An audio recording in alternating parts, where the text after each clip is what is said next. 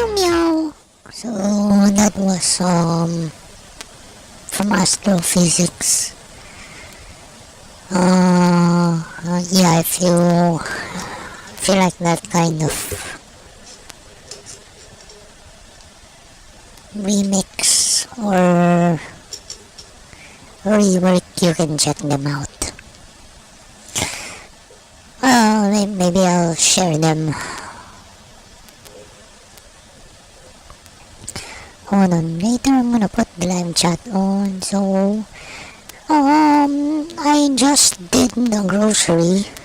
And I freaking I hate spending money. I hate spending money. Yeah, that's a lot of money for the... That's a lot of money for me.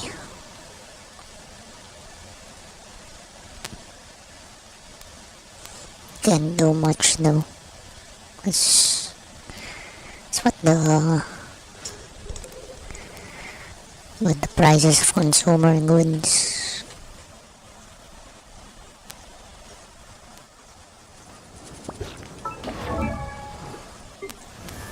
I mean, what am I gonna do about it?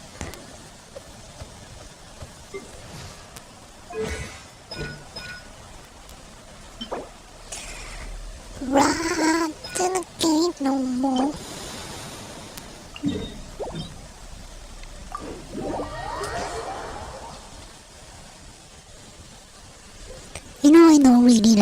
I don't really like blondes, and I like,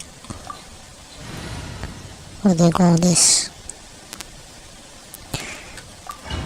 I like dark-haired characters, but Signora's okay.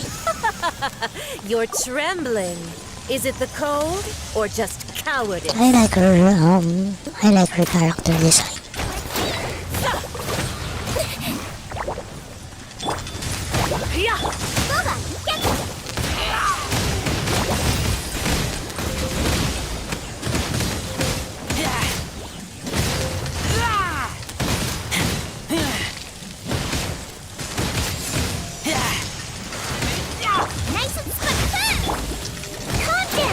This feels very doable, considering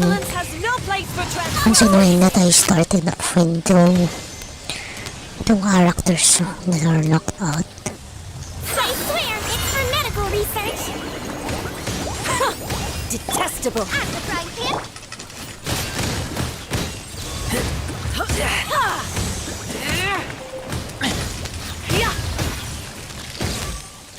Eat this! Into the frozen void. Lola, get... Let's see.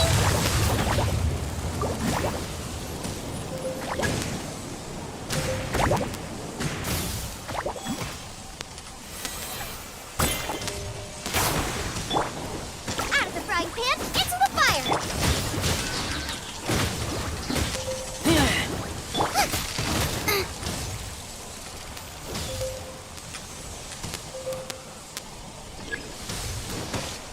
Nice and spicy.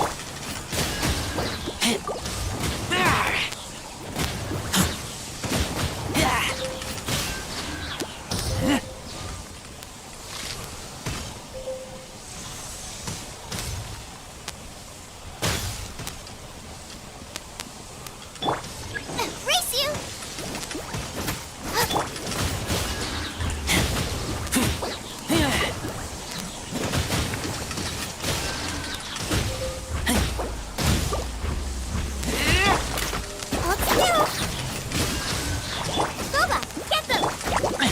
The Tsaritsa's benevolence has no place for transgressors.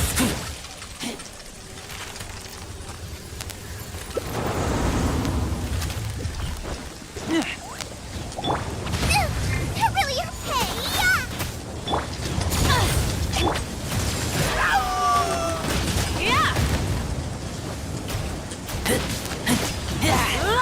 hurt.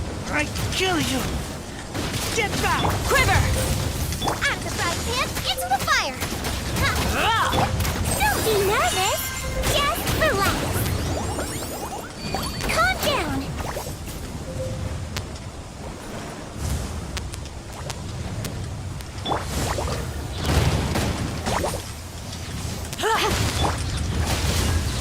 Nice and spicy. Flash!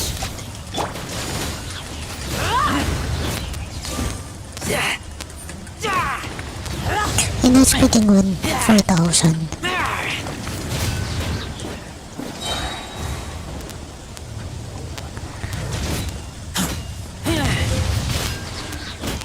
Let's see. Nova, get them.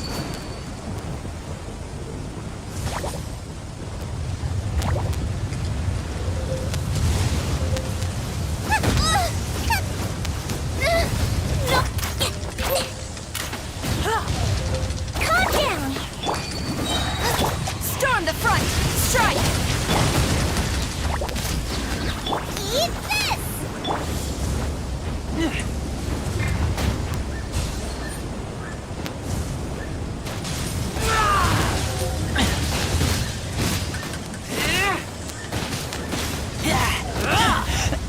I taste. Quiver! Nice and spicy.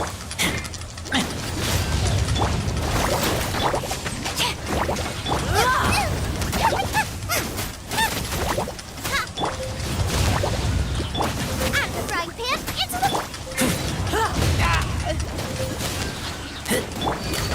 You might feel a little prick. Oh, it's pretty hard, this one. Let's see.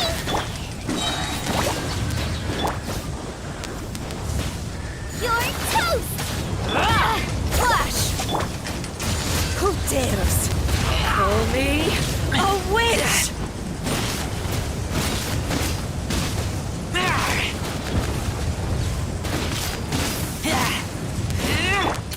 Hold still. Nice and spicy. Frick. No turning back! Burn. 2, 1, 0. No. Wibbly wobbly. Don't slip and fall. Out of the frying pan. Quiver! Not every wound will heal. Strike!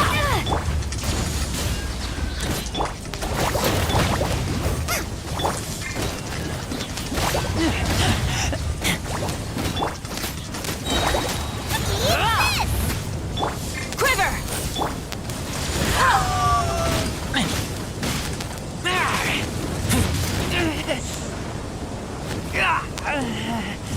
Where is she? Damn! Medical research. Strike! Race you. I never asked for redemption. Never. Yeah. Hindi mo nga tuwan.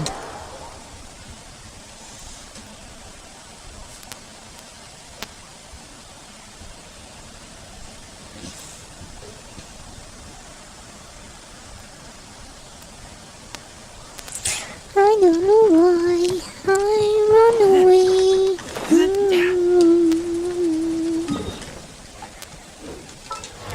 Oh yeah, I didn't play yesterday, so my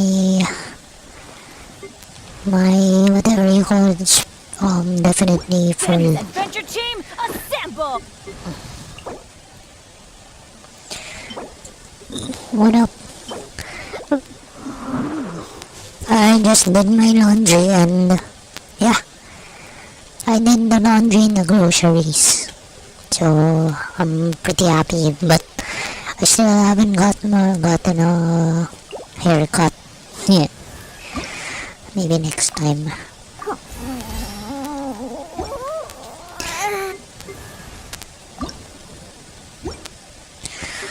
I don't know why I run away.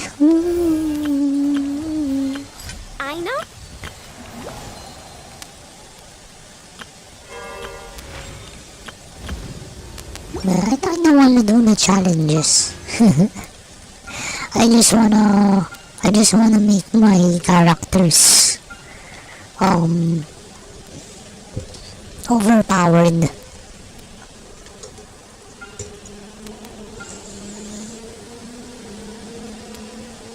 Hey, what's this? Do I get to pick? OMG. Oh man, it's a free course. I'm not gonna get them automatically. Man, I want 3, of course. I already have Jean.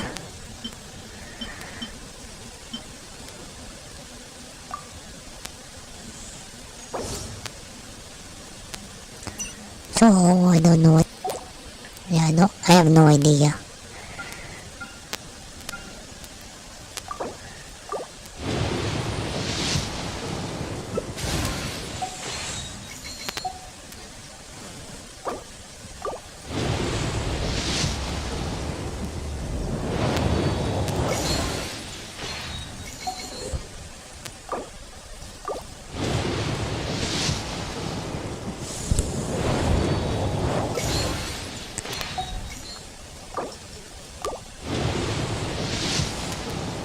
Oh wow.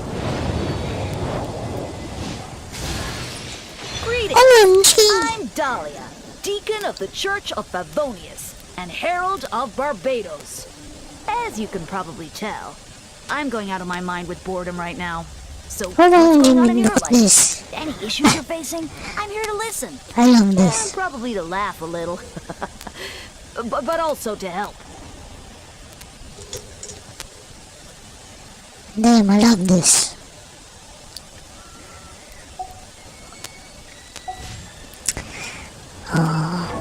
So what does he do?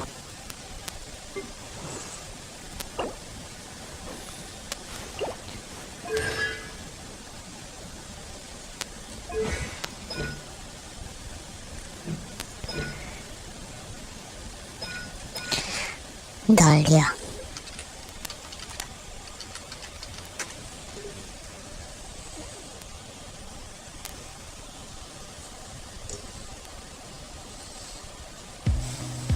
Wishing there was something left to lose. This could be the day I die for you. This could be. Look, most people will write off Dahlia as a glorified unit for Skirk, and I mean, they're not wrong. But surprisingly enough, Dahlia actually comes with a couple of unique selling points, and ultimately, he can be a great support for quite a few units besides the girl from another galaxy. So, will I try to convince you this whole video Dahlia is not bad? Maybe. Okay, but seriously, in this video, we will take a look at how useful is C0 Dahlia with various weapons, plus I'll explain his team synergies and best builds. Oh, and we might even get to witness a baptism straight from the Church of Favonius. But first, this video is brought to you by Echocalypse Scarlet Covenant, a 2D anime girl gacha game. And wow, this title has some stunning visuals, if you know what I mean. But besides admiring the artwork, you can also experience a cool post-apocalyptic story where you, as the Awakener, lead the last hope of humanity, the Kimono Girl cases. Collect cases from various factions, build up power, and save your little sister from the seal by uncovering the truth of the world. And right now is the best time to jump into the game. Starting from June 14th, the 1.5 anniversary celebration has begun, and there's a lot of benefits. You know, I can't believe that I have a character. I have a bow character with a freaking 1100 damage. I never thought that I'd have a character with 1100 damage using a bow and arrow. Waiting for you, including discounts that also apply to these gorgeous outfits. On top of that, there's a big event you can explore and earn tons of rewards from it. If that's not enough, from June 22nd, new hero Rosabelle, along with her Oath outfit, will be available to pull for. And boy oh boy, does she have big potential here. No, seriously, she can summon a giant freaking laser beam. That's already a win in my book. So make sure to download Echocalypse Scarlet Covenant by using my link in the description, use my gift code shown on the screen, and don't miss out on all the limited rewards waiting for you. Most important of all, it'll also help support my channel. Right, so this little deacon will be running around with Sacrificial Sword and Noblesse artifact set, which will have energy recharge on Sands, and then HP percent on both Goblet and Circlet. He's also gonna have talent levels shown here, and for now, he's Constellation 0. Anyway, so here's the elevator pitch for support Dahlia. He can provide a chunk of shield, 20% attack speed, 20% attack buff on his last set, and a couple of different premium sword buffs, like Freedom Sword and Paw Patrol. Or if you don't have them, Favonian Sword Particles are also great for teams. Oh, and he also has this trampoline to use for exploration purposes. Overall, he is a great support for Skirk, but he also has a few tricks up his sleeve when it comes to other units, and I'll talk about this more in the team section. But yeah, let's actually take a look at his kit first. And starting with normal attacks, what can I say? The dude probably forgot to enchant his sword with a Holy Blessing with power +5, so the white damage is bad here. Don't waste resources in this talent, unless you're one of those Dahlia mains. Now, as for the skill, it deals pretty much negligible damage and creates 3 particles, or 6 if using Sacrificial Sword. You can also hold down the skill to select its position, and it's basically there to be utilized as a trampoline for exploration. Although you will notice there's a pretty annoying delay before you get launched into air. However, this does enable an insanely powerful synergy together with Albedo to create a super trampoline. Amazing. Finally, we have the burst. It deals, yet again, sad damage, but in exchange, for 12 seconds he obtains Favonian Favor effect, which creates a Hydro Shield for the active unit. And interestingly enough, it's actually made up of a bunch of smaller shields. Let me explain. So Dahlia can actually create up to 5 shields, the one he casts initially from the burst, and then up to 4 times by obtaining Benison stacks. 1 stack can be gained each time anyone in the team hits enemies 4 times with normal attacks, and 2 stacks can be gained from the first passive talent when a freeze reaction is caused, and this can happen every 8 seconds. In total, he can obtain 4 Benison stacks per burst duration. For example, in this simple scenario when playing Skirk's team, after casting Dahlia's burst,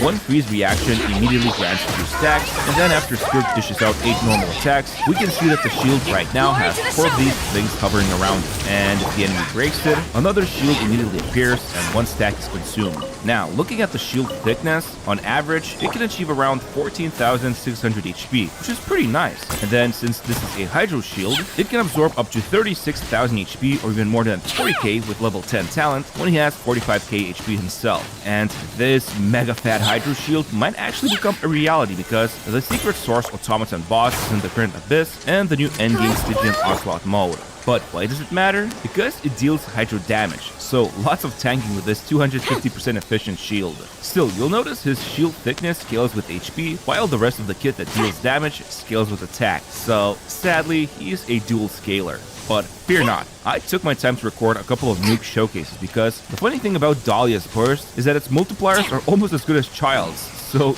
yeah, with some gross whale units and weapons and food buffs, Dahlia's prayers are answered, and he can deal some big numbers like 760k here. But is that realistic gameplay? Not really, but it is fun. Still, no matter in what situation or team you use Dahlia, usually just press skill and then burst and switch out. His job is done for that rotation. Finally, Dahlia's second passive talent states that during the burst, for every 1000 HP he has, 0.5% attack speed will be granted to the active unit, up to 20%. So, to max out this buff, Dahlia needs 40,000 HP, which is not going to be hard to achieve with most builds and teams. In fact, let's talk about this now. So the biggest pain point when playing Dahlia will be the energy requirements. Because he generates only 3 measly particles from the skill, in most teams, he will need a lot of energy recharge. We're talking about roughly 200%, 235% energy recharge with these examples shown here, but ultimately, if you go with something like Sacrificial Sword, and if someone else in the team has Favonian's weapon, then he can just go with triple HP % main stats. But to be safe, it's best to just give him energy sands, so he can activate the burst with no problem, since the entirety of his kit lies in the burst. Now, as for the artifact sets, Noblesse is hands down the best, but if someone else in the team already has it, then honestly, Cinder City, even if it only provides 12% damage boost, it's still better than nothing. Otherwise, if you don't have these sets, just go with a combo of 2-piece Tenacity and 2-piece for Cautious. And I don't think I can incorporate him to my... remember, if you use Favonian's Sword on him, he needs at least 60 to 70% critical rates, so you'll want a crit circlet. But regardless of any artifact set, HP % and energy recharge are the best substats to focus on. Most importantly, achieve 40,000 HP with him to get maximum 20% attack speed buff. But yeah, that's pretty much his build. And now when looking at the teams, he obviously will be best for Skirk. However, at least from my previous testing, with the 20% attack speed he can offer at C0, usually Skirk will be able to choose out additional N4 for combos. But with C6 Dahlia, it's pretty much guaranteed Skirk can achieve an additional N5 instead. Now, Dahlia can use Freedom Sworn to buff Skirk, and its normal attack damage and attack boosting will be perfect for her. Here's a couple of rotations you can try out when using this weapon, since Dahlia does need to trigger 2 reactions to activate the weapon's passive. But yeah, I'd say this sword definitely elevates his usefulness for Skirk. On the other hand, if you for some reason give him Peak Patrol Sword, then you just need to do 2 normals to trigger the passive after using both Dahlia's skill and burst. Now, lastly, I want to do a little glazing session for Calamity of Eschu's sword. No, it's not for Dahlia, it's for Skirk. And thanks to Dahlia's shielding, this is an amazing free-to-play sword Skirk can use. But keep in mind, when looking at these Skirk weapon rankings, while Eschu is amazing, there are still stronger 5-star options. Overall, Dahlia is easily going to be a good choice for Skirk, especially if you're running the premium Escotilla and Farina team. Outside these teams, Dahlia's value is even greater if Skirk's using Eschu's sword, and doesn't have better weapons, since then, all of Dahlia's benefits with free-to-play units like Shincho and Daria or Candace become even more noticeable. But now, we arrive to the million Primogem question. Who else can utilize Dahlia? Well, generally, units who have a small or non-existing hit lag will benefit the most from attack speed, usually Catalyst and Bow users. And so, few characters come to mind. Wanderer can actually utilize Dahlia's attack speed buffing quite well, both 20% speed and 30% with C6 Dahlia, which allows Wanderer to do more combos, and the shield is also a big plus, since he gets knocked down easily. Although his teammates are a bit competitive when it comes to value, however, I think Dahlia is a pretty good fit for him. Then there's Yoimiya. The shield is always nice to have for her, and Dahlia ends up pretty good with her as well. Another Inazuma resident who will appreciate Dahlia will be Ayato. Standing in one place and whipping those slashes quickly is something that Ayato always wants to do. Also, if we take a ferry to Fontaine, Arlecchino might find this Favonian cleric useful as well, since you can't really heal her, so the shield is perfect for extra survivability, and the attack speed can help out a little bit as well. Look, long story short, if you ever used Mika, then Dahlia ends up in about the same situation, except he doesn't heal, so sadly, he doesn't work together with Farina. However, anybody who needs attack speed and or shielding will benefit from this cute little pasture. One thing I'm especially impressed with this time around would be his constellations. They are so generic that it's actually great. In fact, when looking at C1, essentially he will reduce his burst cost from 60 to 50. And this is legit one of the best constellations because his energy recharge requirements will go down heavily, so you only need to pull him twice. Now, C2 basically provides the active unit with 25% shield strength when the burst is active, which at town level 10 will be able to raise the shield thickness to 20k HP or more, so that's pretty decent. But then C3 says, step aside kid, let's grow this shield to the maximum power. Check this out, town level 13, now the shield can be thick as 23k HP, and Hydro effectiveness turns this into around 60,000 HP shield. Oh my gosh. Now, C4 is a nice quality of life upgrade. The burst duration, which means the shield and attack speed duration, will go from 12 seconds to 15. And honestly, in most cases, this is just going to be a niche use case upgrade if you want to use Dahlia earlier in the rotations. Then, C5 is useless. Forget about those 3 extra levels for the skill, unless you're gonna play Nuke Dahlia. And then finally, C6, Dahlia's burst gains extra 10% attack speed boosting, and when someone dies, they get revived every 10 minutes. Talk about a fusion of Barbara and Mika in one. But yeah, C6 for the most part was useful for Skirk to achieve that guaranteed extra N5 attack, and maybe some other units will find the total 30% attack speed useful as well. But overall, this isn't really a crazy C6 like we're seeing on other 4 stars. Overall, cheap value-wise, his best constellation is C1. Anyway, that's pretty much all there is to Dahlia. Hope you found this Venti's BFF interesting. I know I did. But yeah, as always, I'd appreciate if you could press the like button on this video and subscribe. Or else, I'll curse your 50-50. Strike!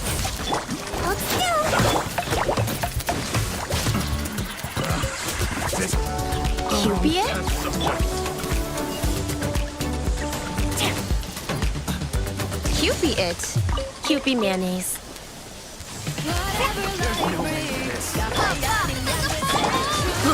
I got carried.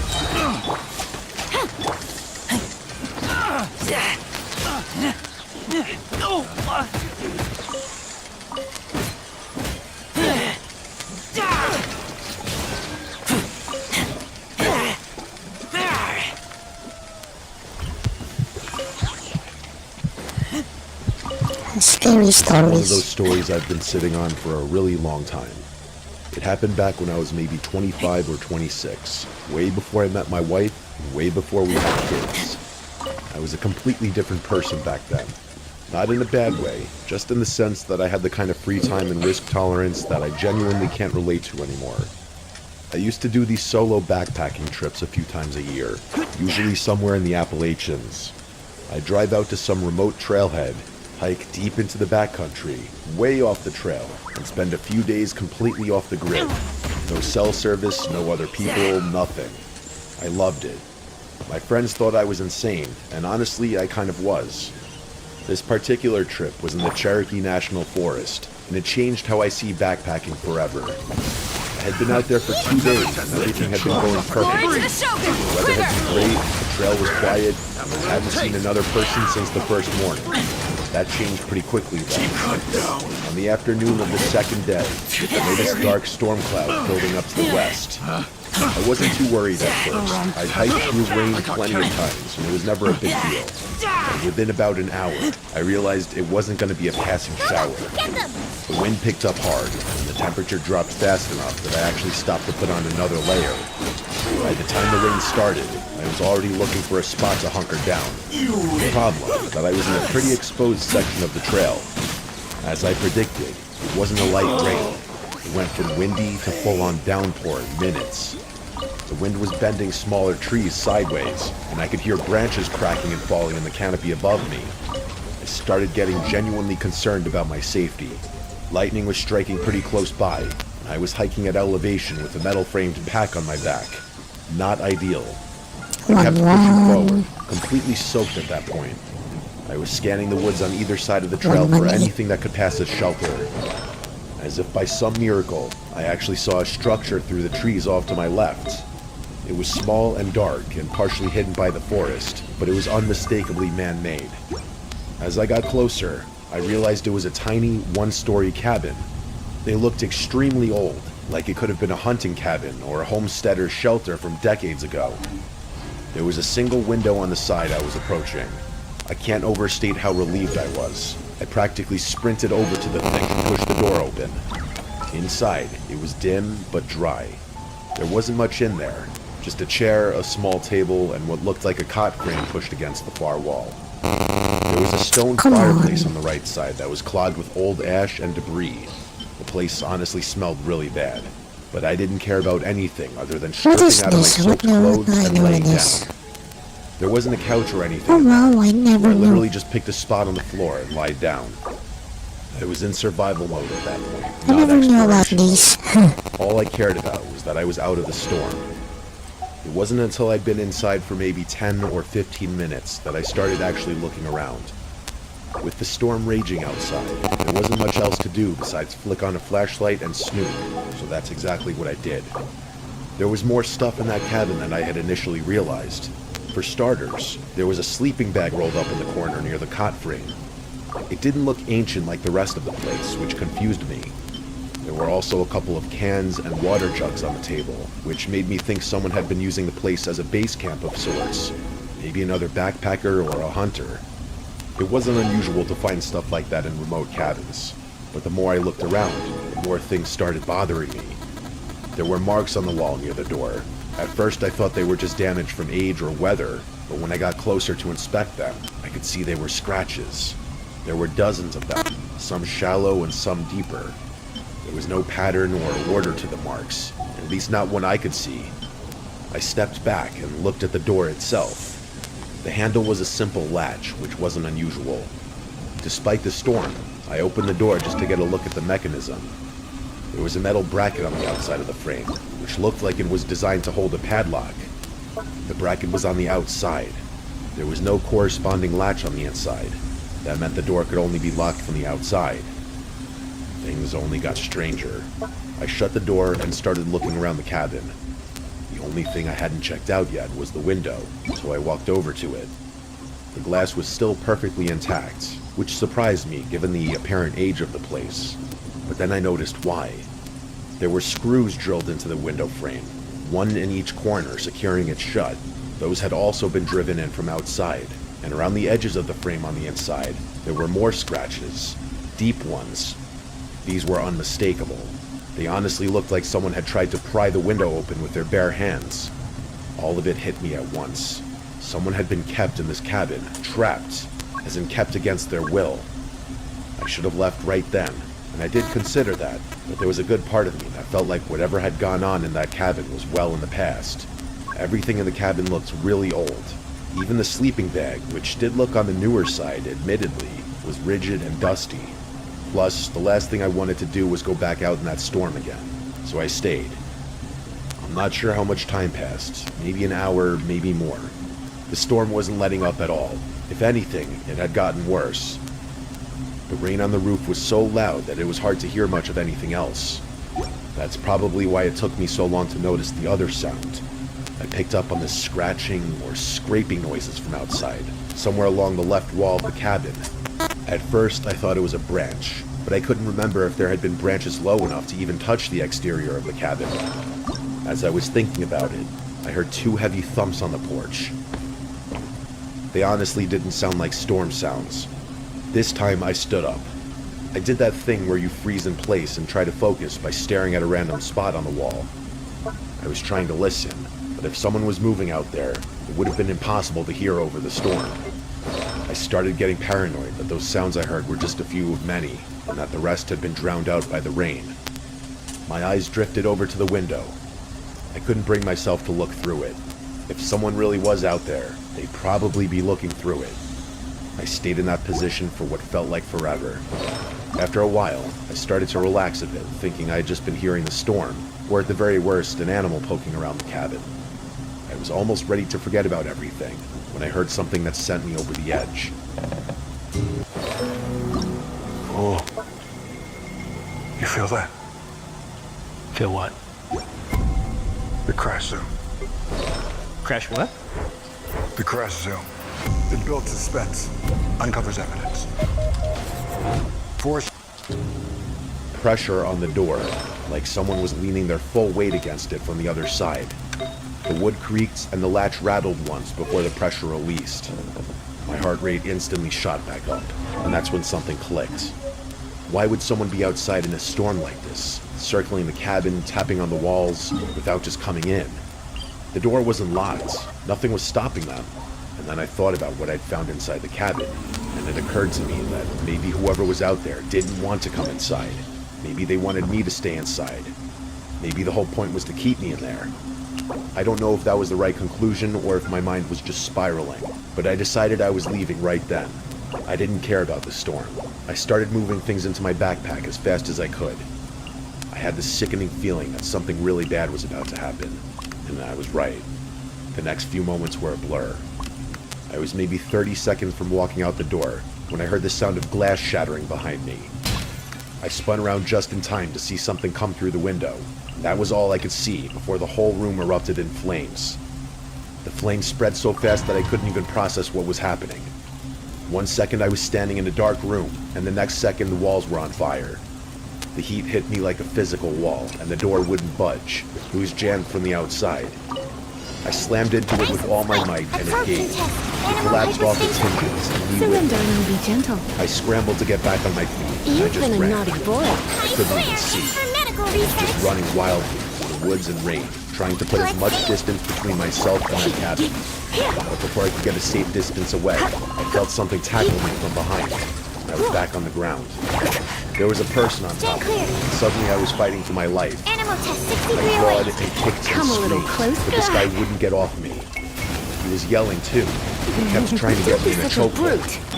He's gouging at my eyes and pulling my hair. Try I not started to. to feel dizzy, but I managed to push him off. Swirl, Mark I 2. got back up and Absorption kept running. test. Whoever had just tried to kill me was screaming like a maniac. I looked back twice. You're in for a little shock. I couldn't see You've my been a attacker, naughty boy. but I did see the cabin, with fully engulfed in You might flames. feel a little I think the picture of that fireball is burned into my brain forever. The second time I looked back, the glow was smaller, but still visible through the woods, and I just kept running. For all I knew, I Come a was little being chased. closer. I didn't stop until my legs gave out. Animal hypostasis I found a emulation. spot where a couple of large trees had fallen against each other. There was a narrow gap under it that blocked most of the rain. Let's spot it. I crawled under there and just collapsed. I couldn't feel my body. I don't know if it was the fire, the rain, or the attack. Maybe all three. Animal test I 6 No, degree no, away. no, no, no, no, All no, I no. did was sit in that crouched position and try to keep breathing. I don't know how many hours passed under those trees, but time lost all meaning. You've been a naughty Eventually, boy. I felt some feelings start to re-enter my body, and I told myself it was move or die. Whoever was out there was probably looking for me, and he couldn't have been that far away. So I got up and started moving through the woods.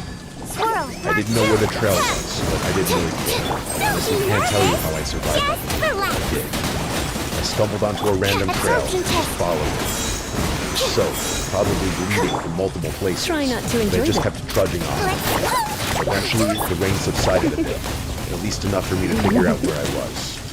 I made it to some random trailhead.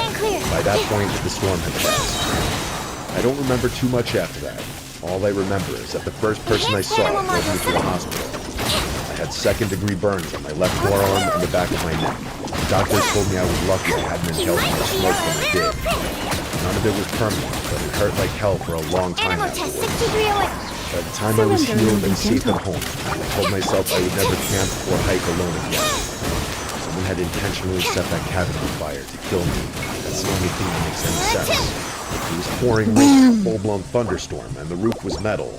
There's no way a wooden structure goes up like that fast unless the wood had been treated with something beforehand. I gave the police everything, or as much as I could, but I could tell they weren't really going to do anything. And to be fair, I wasn't in a charted part of the woods, so it would have been silly to hound them. The only thing I don't understand is the timing of everything. My wife would probably tell you I stopped doing solo trips because I grew up and got more responsible, and she's not entirely wrong, but I honestly never told her about this incident, and I know I'll never go backcountry trekking again alone.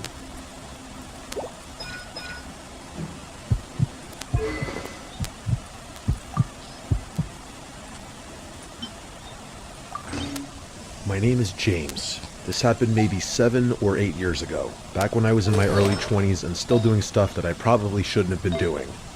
I had this friend Charles, who was kind of notorious in our friend group for finding cool places to explore, like abandoned buildings and old factories.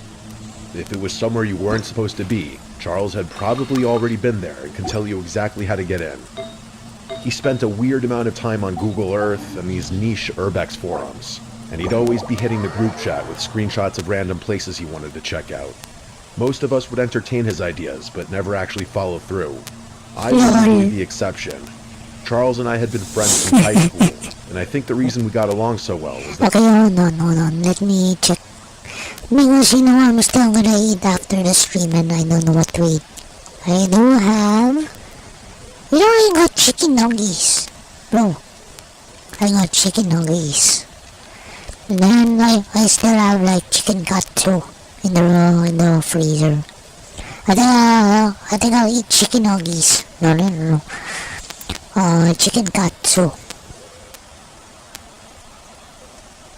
So let me check first, and then also I'm gonna get some water. Because I've been abusing caffeine.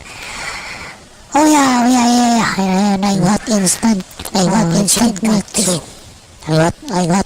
milk tea.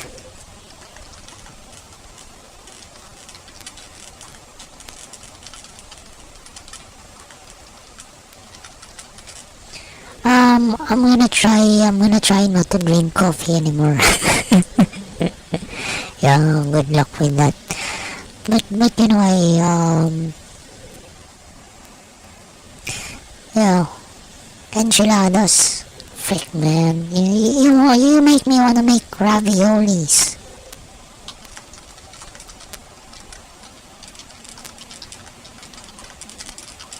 I don't have the sheet pasta though. Hold on, let me check what I have.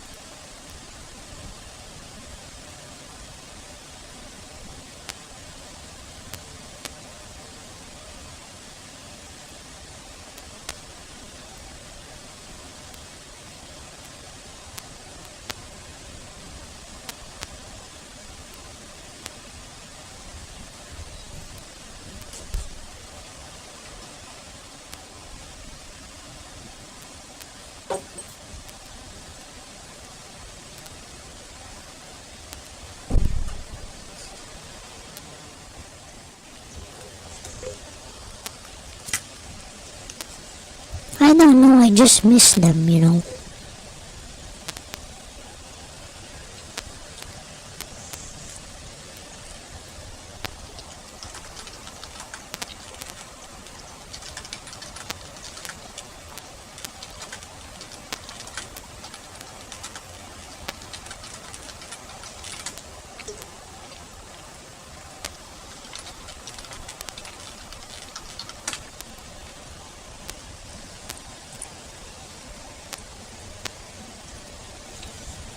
That we had similar thresholds for risk.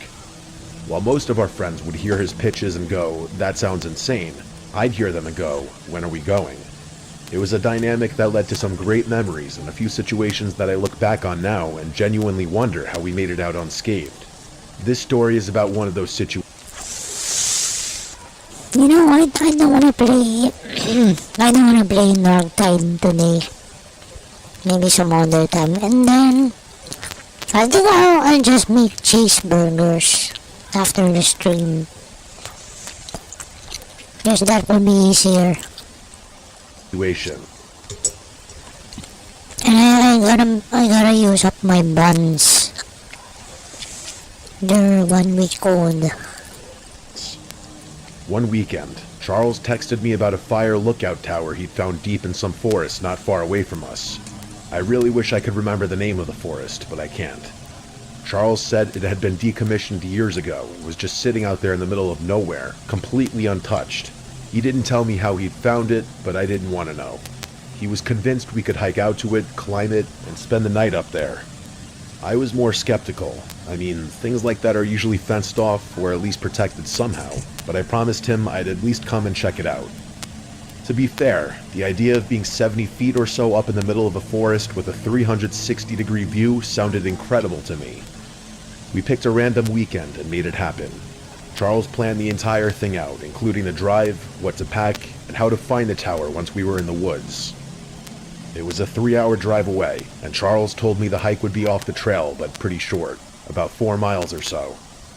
We drove out early in the morning on Friday, and made it into the woods sometime in the afternoon. For some reason, I was kind of expecting us to get lost, or at the very least not find the tower, which is exactly why I was all the more astonished when we actually did.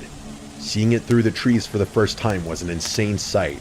I remember blurting out "no f***ing way" when I saw how tall it was. I was even more astonished when we got to the base of it and realized it was completely unprotected or fenced off. It was just sitting there in the middle of the woods waiting for us to find it. The cab at the top was this small, square room with windows on all 4 sides. There was a metal staircase that zigzagged up the frame, with a section of vertical ladder for the final stretch up to the cab. The whole thing looked like it hadn't been touched in decades. Some of the lower railings were bent or missing, and there was graffiti on the support beams near the base. To be completely honest, it did not look like the type of structure anyone would be eager to climb, but Charles was practically giddy. While I was hesitating and debating whether I should try convincing him to back out, he had already started climbing. I yelled at him to be careful, and that got him to slow down. I figured, what the hell, and told myself to stop bitching. The two of us made our way up carefully, checking the stairs as we went. Most of them felt solid enough, but there were a few spots where the bolts had rusted through and the steps wobbled. The vertical ladder section near the top was the sketchiest part. It was 20-something feet of straight climbing with nothing but a narrow metal cage around it. The adrenaline rush was insane, but that's what Charles lived for. He made it up without any issues. The view from the cab was unreal. You could see for miles in every direction. We had also timed it perfectly. The sun was maybe an hour from setting. Our plan was to camp out for the night and catch the sunrise. There was a decently wide wraparound walkway up there, which is where we decided to chill, at least initially. We cracked a few beers and just enjoyed the view and some conversation. The sun eventually went down, and the sky went from orange to purple to dark blue in a matter of minutes. Once the light was gone, the forest below us was just a black mass in every direction. There wasn't a single... Oh yeah, that reminds me. Do you guys know of the... I don't know if you guys have your own version of,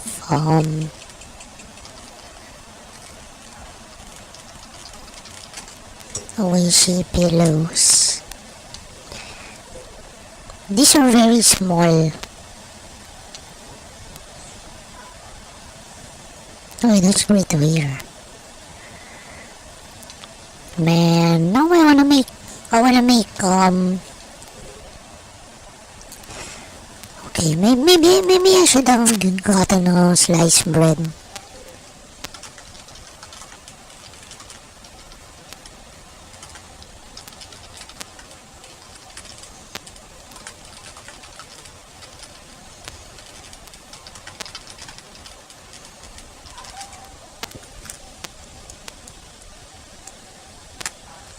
And toast bread and toast for for pasta. Man, I don't know what I'm gonna make now. So many options, I don't know. Pasta. The easy ones, bro.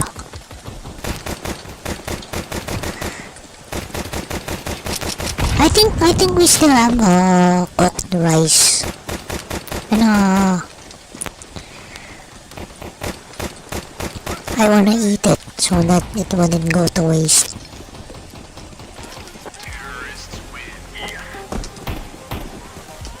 Nice profile pic, bro.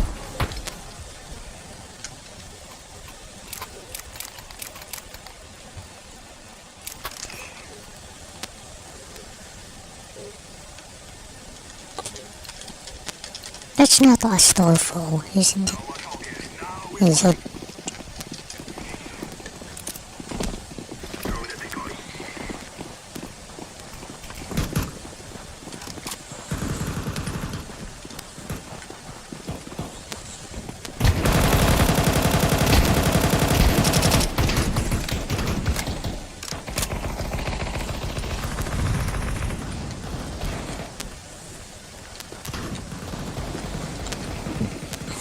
No.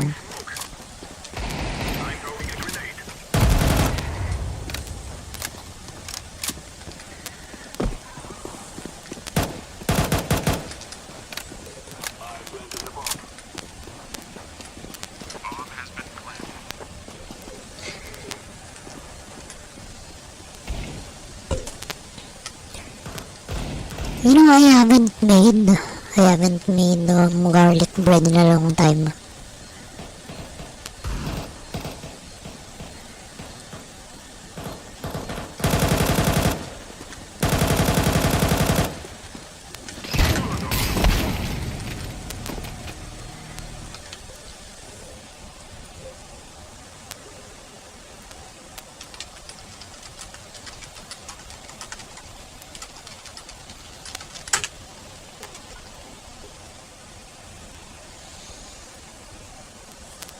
OMG, that's pretty expensive.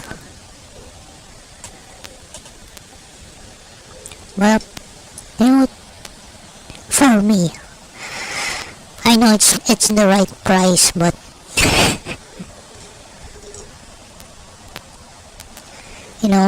freaking spread the margarine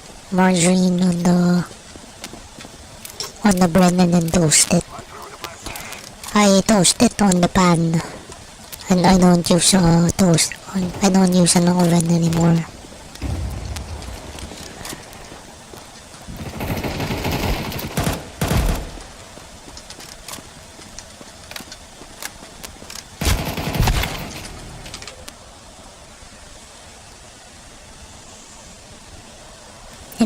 I should make that for my dad. Like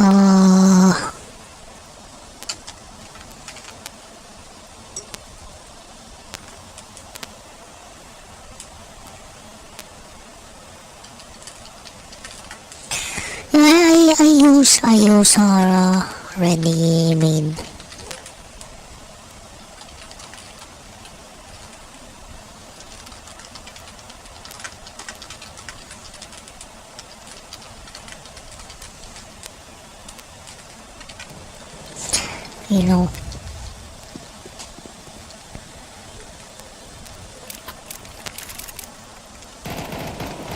And I stopped using the spam sauce with the parmesan already in it.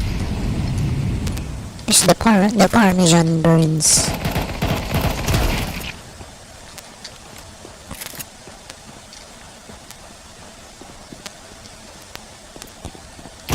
Maybe when I'm in the mood.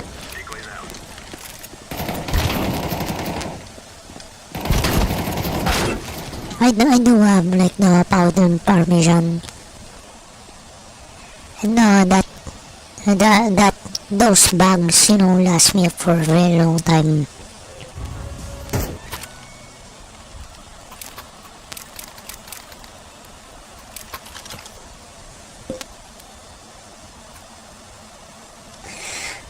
I also have sheets of cheese, you know, for the cheeseburgers. So yeah, I think I'm gonna make cheeseburgers. I really gotta use the buns. I don't wanna wait until they get moldy.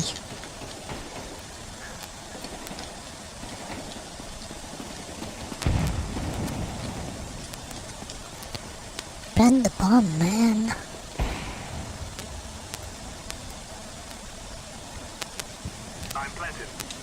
Good.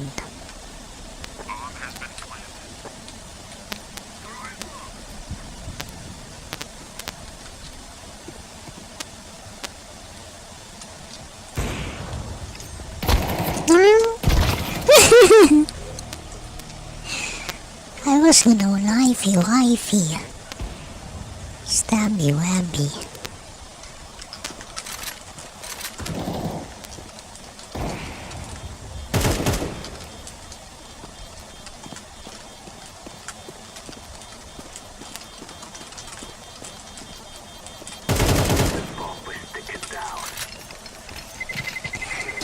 I was gonna stabby wabby with a knifey wifey. Oh, woo.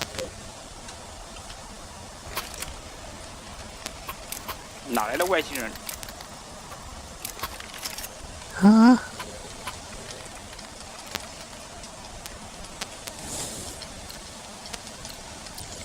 Meow meow.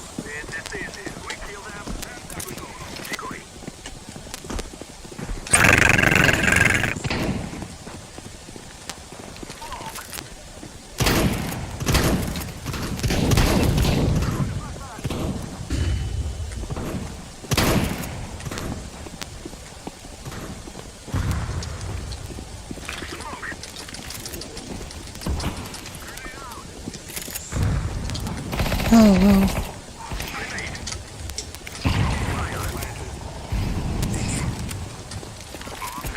Man, I gotta work. I gotta go to work, so you know I cannot stay very long.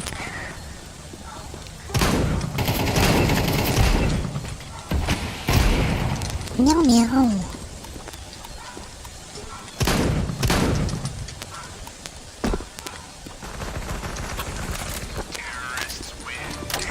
You know what I like about Warhammer Dark Tide is the shotgun spread isn't very wide.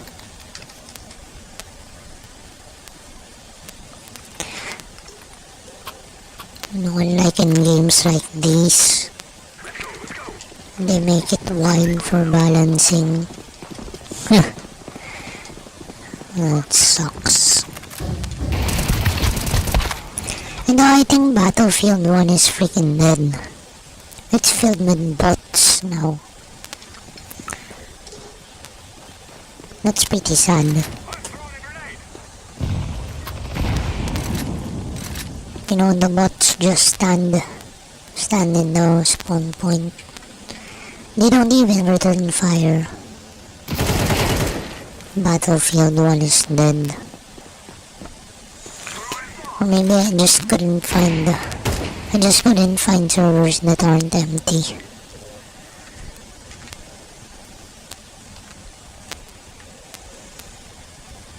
Oh, freaking hell.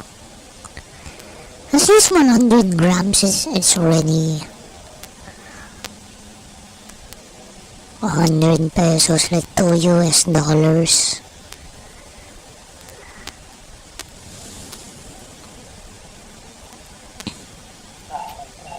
Meow meow.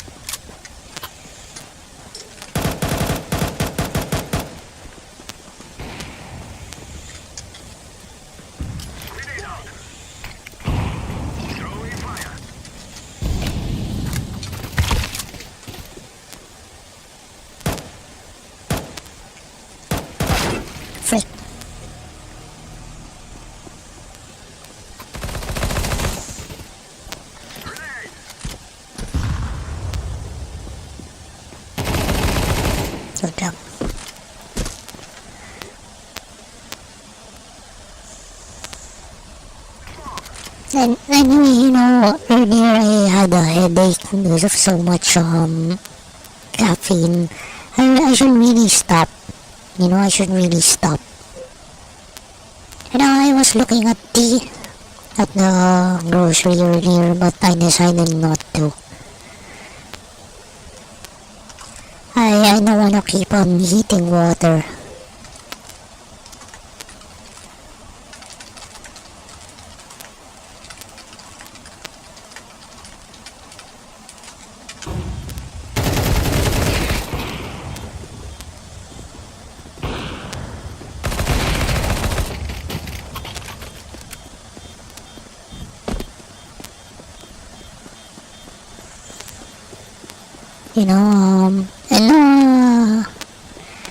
In the office, there's a free coffee, and then I've been abusing it, so I really gotta stop.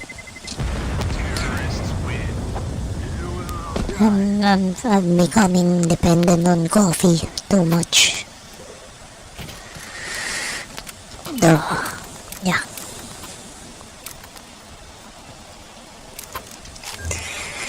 And then, what can I say?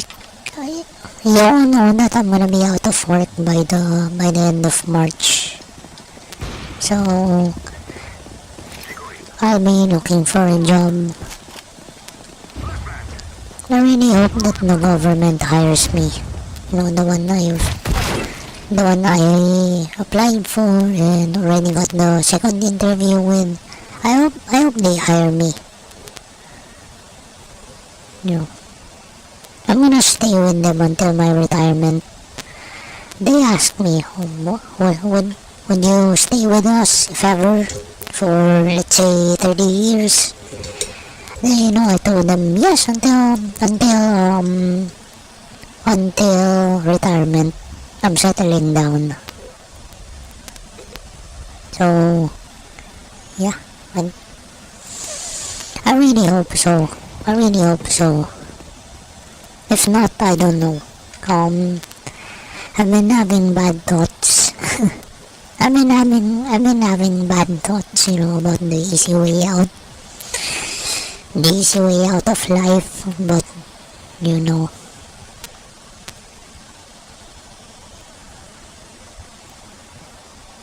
don't know.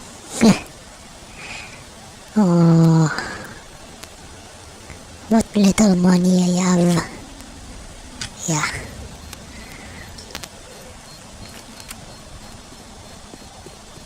It really sucks that,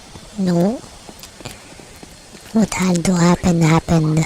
It really sucks. I thought I was gonna be with my company for a very long time, but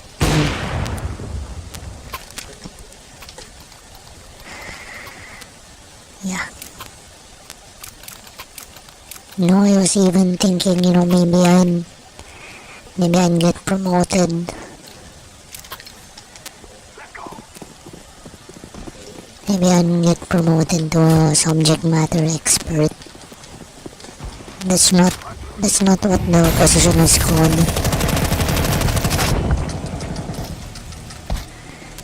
But you know what?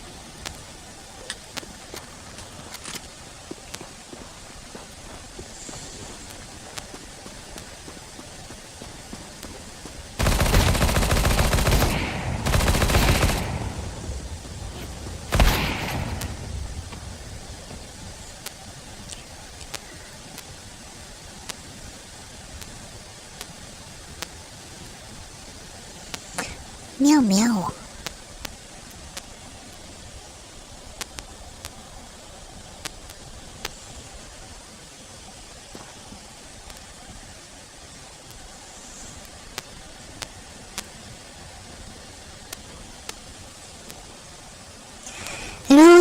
It goes back to yeah.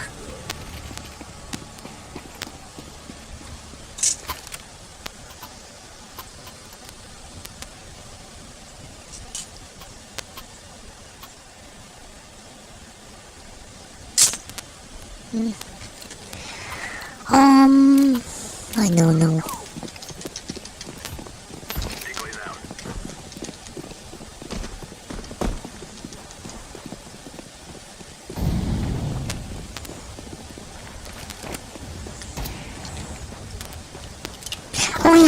I forgot to tell you guys. My schedule is going back to like 2 hours earlier again.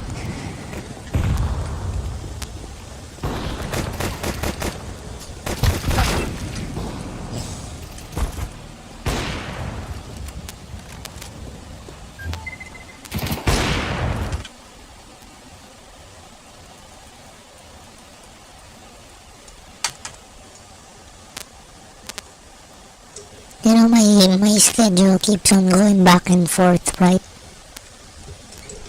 No, the 2 hours. Yeah. 2 hours earlier, and then 2 hours later, and then 2 hours earlier. See, that's life for us.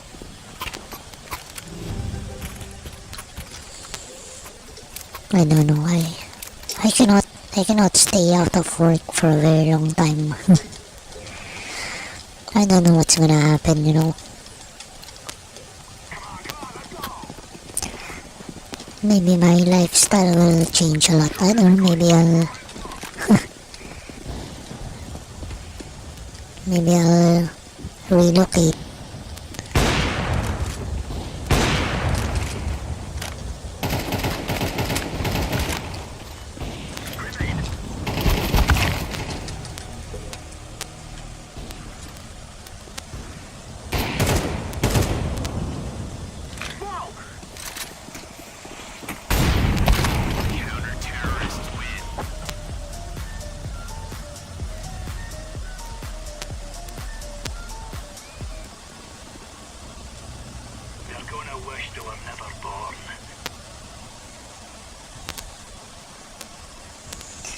I don't even know if it's gonna start next week or immediately. 3.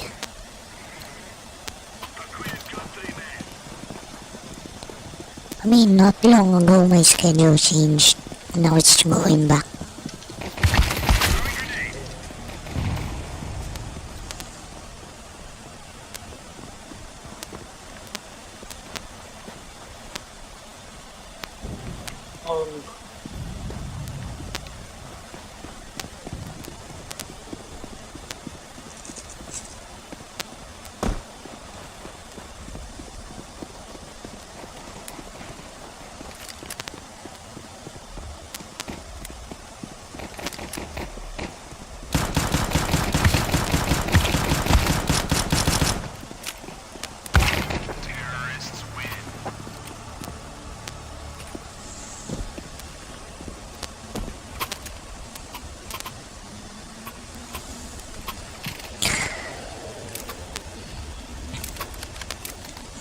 Hey, but it's really a good thing that I'm not gonna keep on talking about it. How I'm no longer just freezing in bed. You know? There was a time when I would freaking freeze in bed out of fear and sadness. But I'm no longer doing that. I'm no longer letting it win. No longer letting the fear win. Stay out of bed. And not freeze when I think about something bad. And I think that bad things are gonna happen.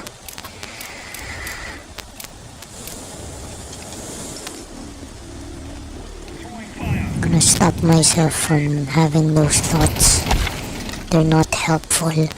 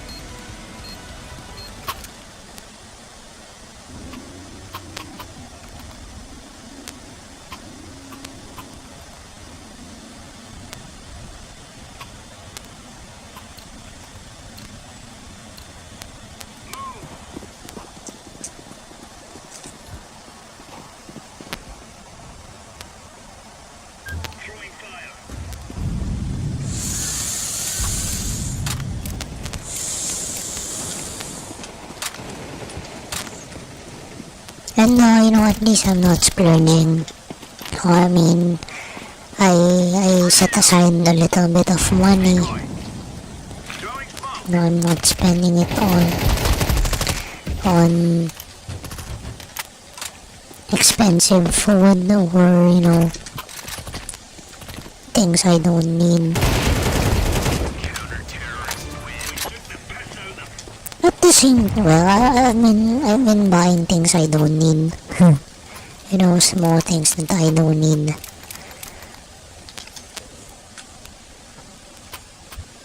I freaking bought,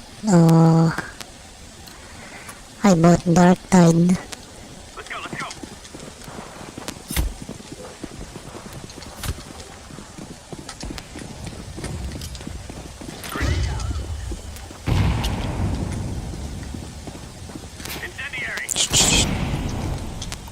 Bomb me now.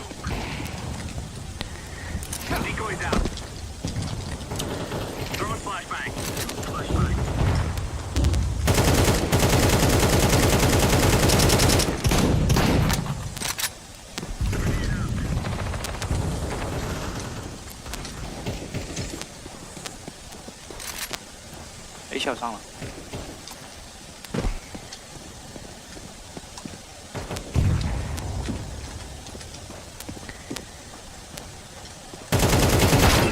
，Frick.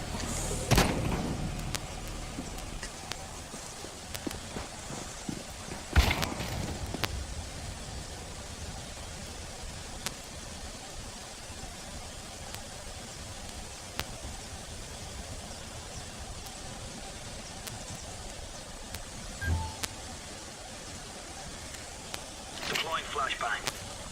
Smoke.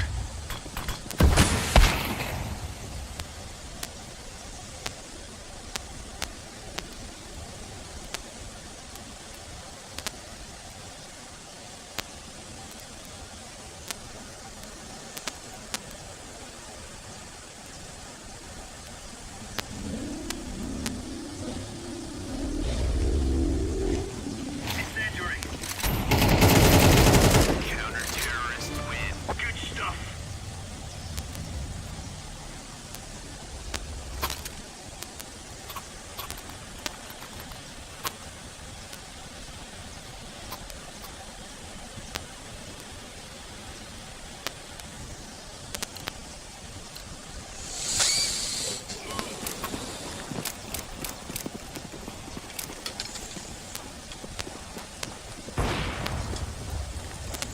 Incendiary out. Fire in the hole.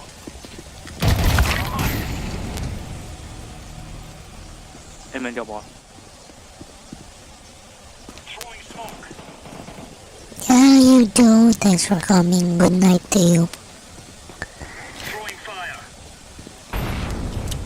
Throwing flashbang.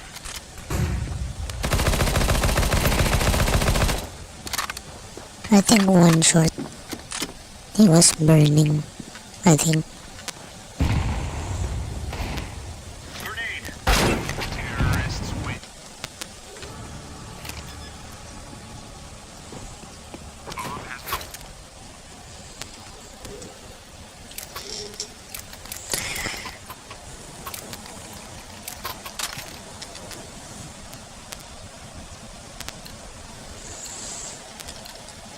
Come on, jump, jump.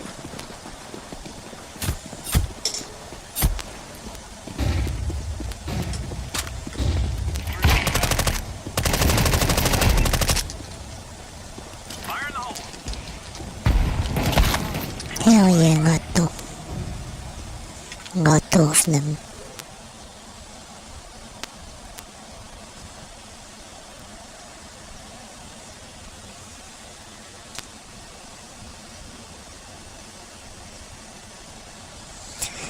Anyway, you know, maybe I'm gonna take melatonin. And I really shouldn't eat bacon anymore for today because I eat bacon for breakfast and considerable amount of it. Bacon and eggs. That's all.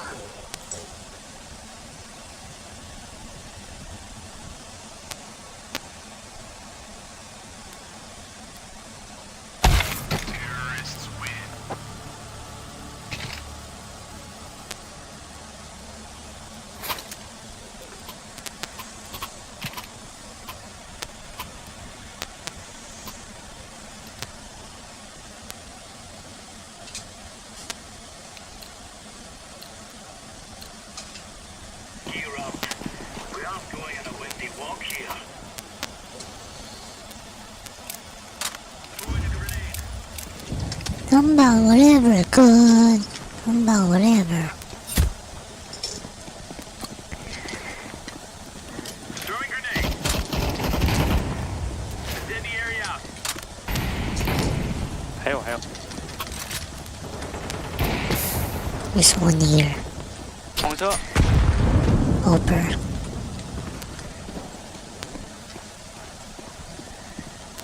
Wonder where he went.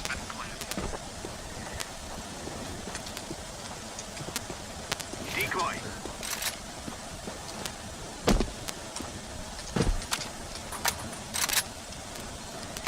Terrorists win.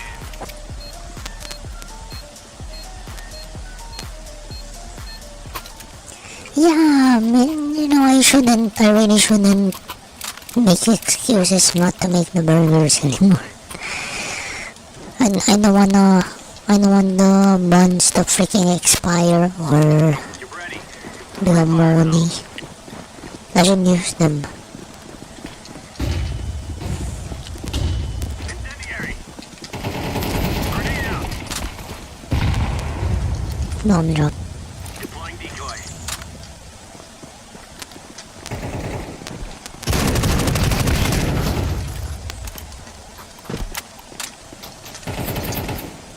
Deploying flashbang. He's flashed.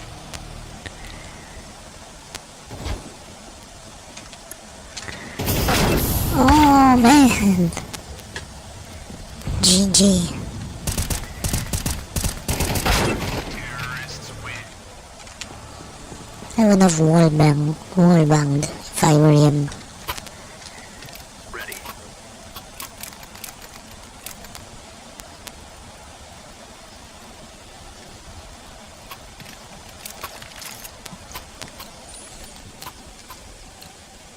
Move it. Come on, guys. Grenade out.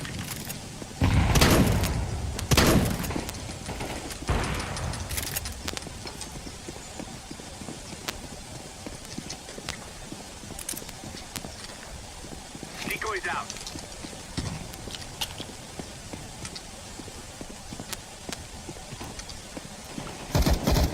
Throwing fire. Grenade out.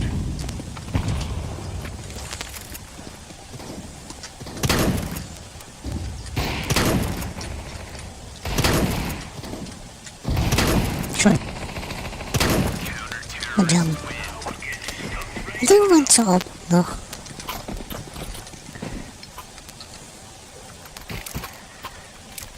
Just one more win. We can guarantee that we're not gonna lose.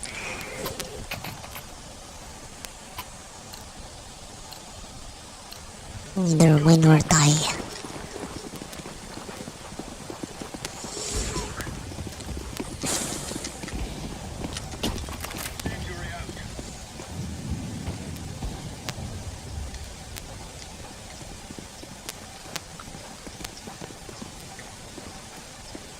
Throwing fire.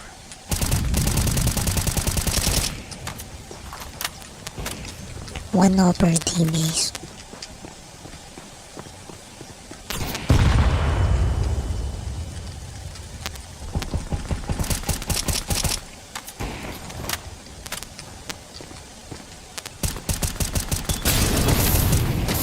Upper. Deploying decoy.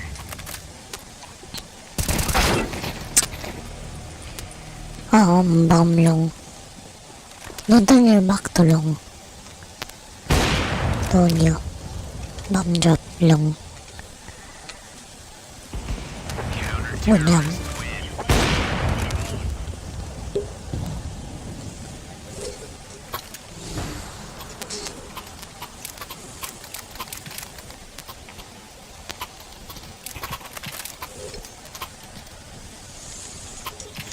I don't know if I'm going to sleep early.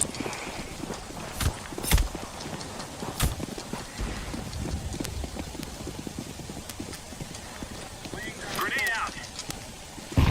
Incendiary out. Incendiary.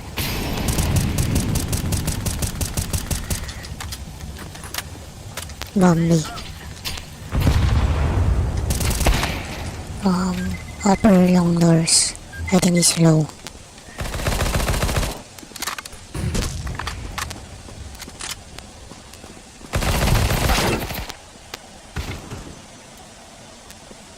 Throwing smoke.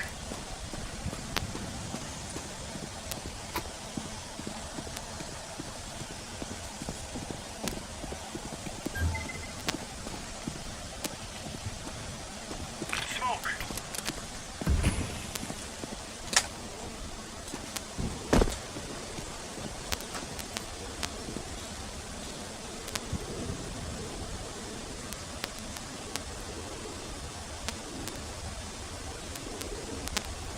Throwing fire.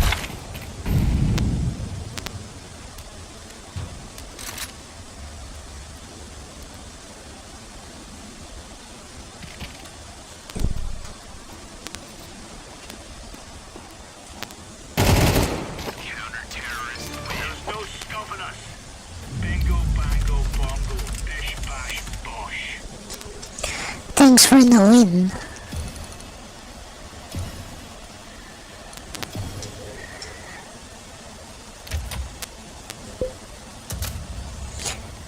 Oh. I wonder what map is next.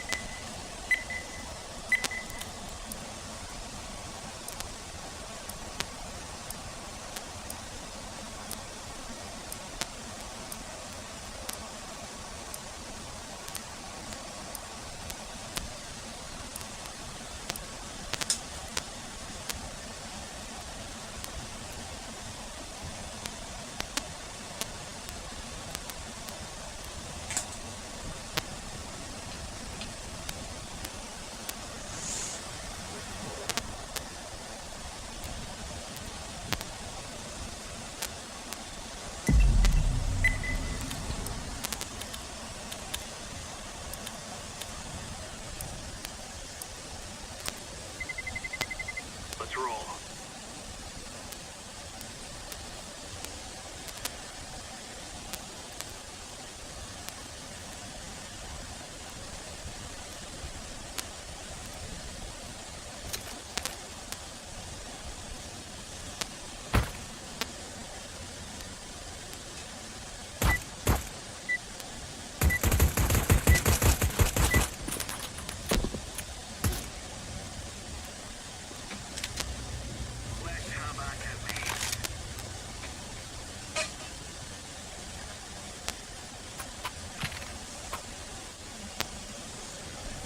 Meow meow.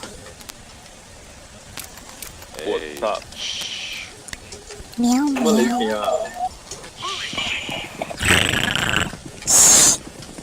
我去，还有喵星人， Fire in the hole.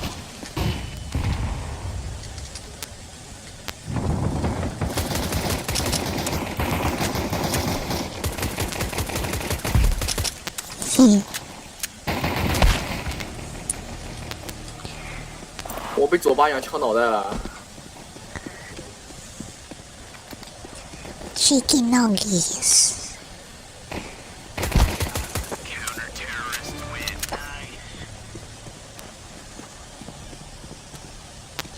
Yo, what about this? What about this chicken katsu burger?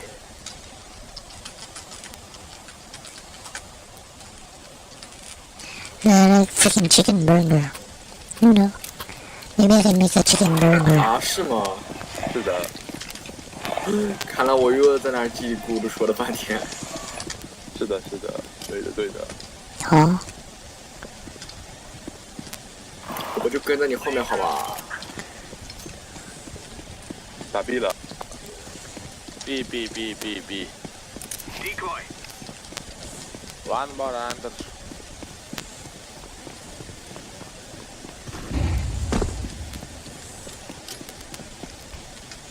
Grenade out. Incendiary.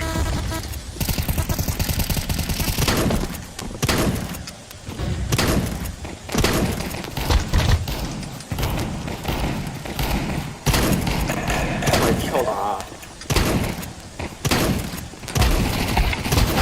hell 还 yeah. 有一个。 I damaged a lot of them. OK， 野了。 Water belt. I'm top front. 我这是什么呀？喵喵喵。我去，还有喵星人这一块儿。 Deploying decoy.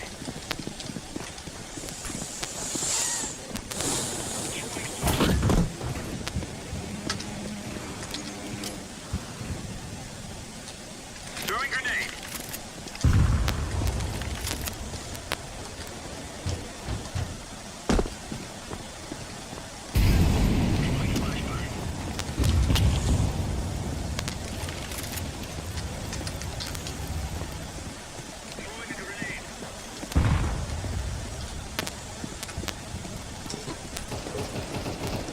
，Mid clear, bro. Hell yeah. 全在 VIP。 Hell yeah. 可以的。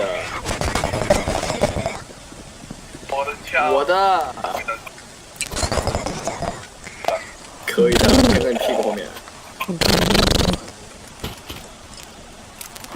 这么信任我吗？哎，坏了，大局被吃了。喵喵喵。好吧，这个喵星人有点奇怪哦。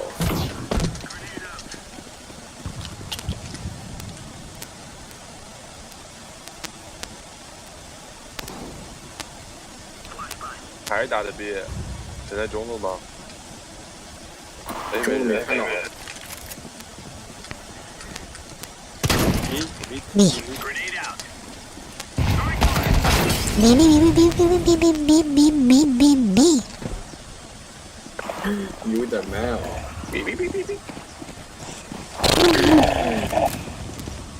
坏了，大局。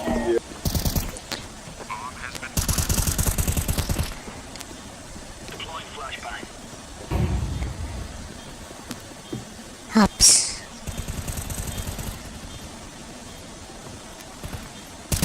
Nice. That's one ups. Blue, you have a kit. 哎呀， GG. 差一点了。可以的，可以的。 Good job. No。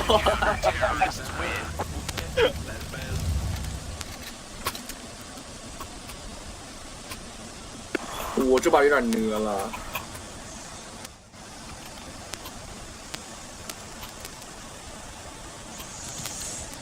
想吃烧烤，跟我后面剪辑就行了。来，中门来了，中门来了，中门。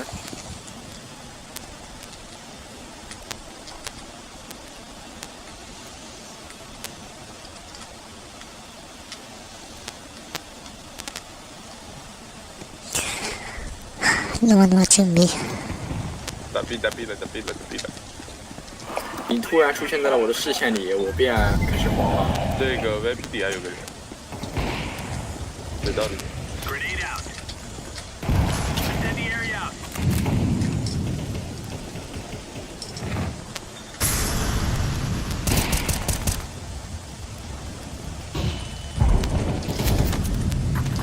666， Oh, come on. 队友呢？ Bro. 打不过的是 gay。 Bro. B。B。看贝贝。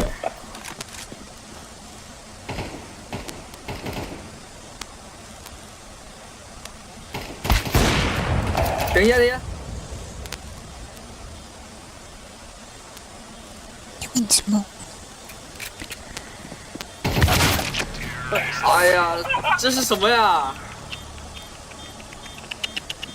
没事，我有钱。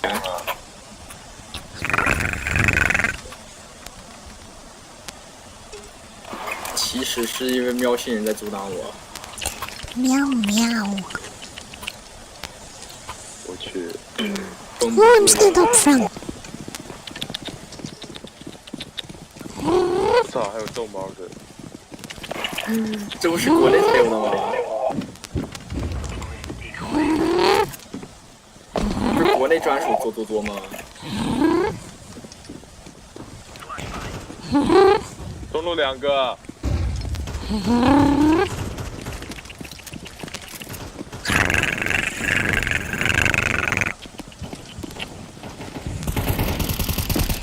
中路3个。1点进了。扰乱我兴致了。 You're still there. What the frick? What the frick?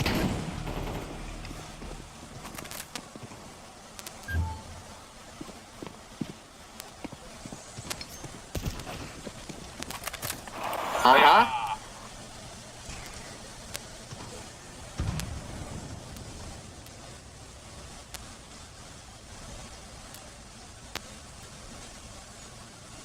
还是我打不了这种高端局。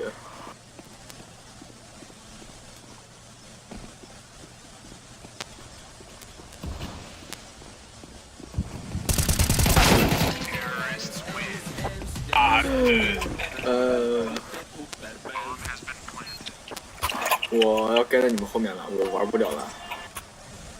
喵喵。我给你发把局。我伤心了。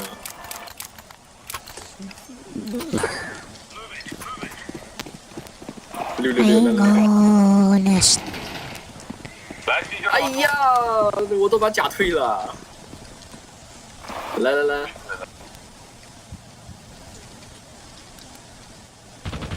我们2个会有吗？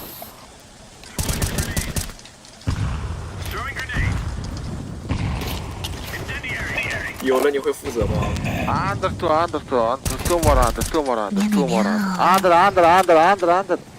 神秘会员真的有。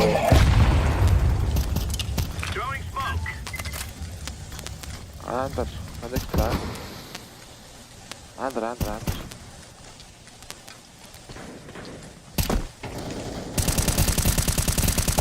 为什么？ Yes, under. Yes, under. 我不是福瑞啊，我真的不想起立。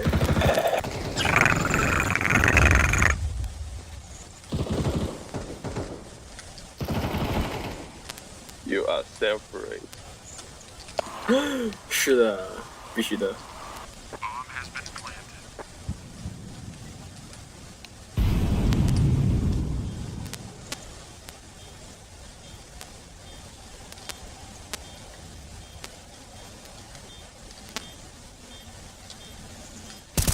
Frick, I thought there was an enemy head.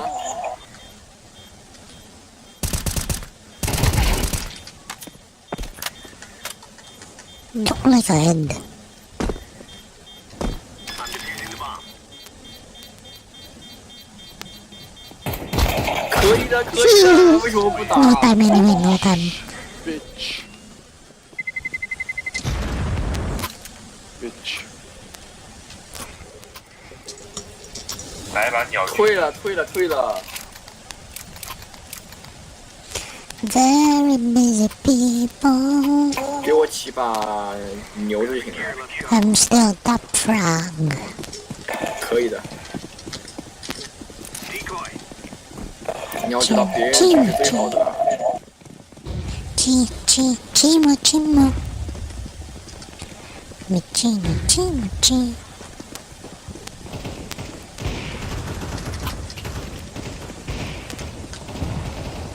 中路10000个。 666。 Lululemon.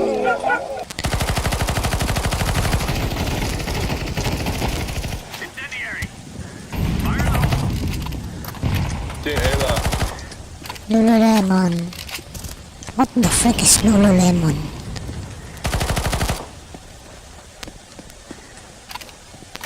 This deal?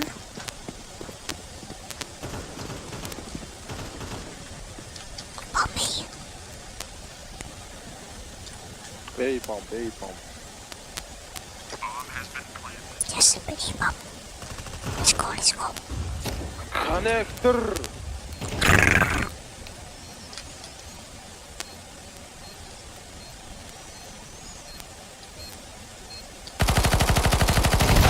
What the frick? What the Come fuck? on. Terrorists win. 怎么回事啊！我靠！ Yummy, yummy, yummy, yummy. Oops.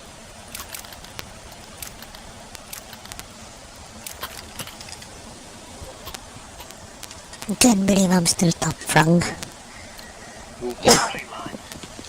Meow, meow, meow, meow, meow, meow, meow. Let's go。 我没有钻研过牛的这种。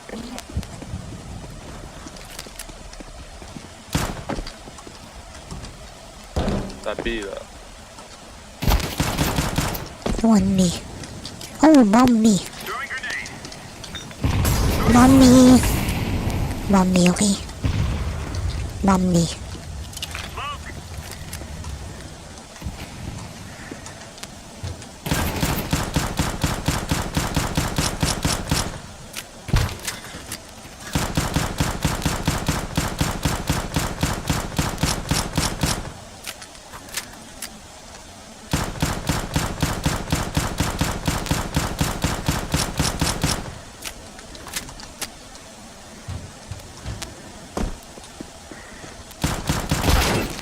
Come on.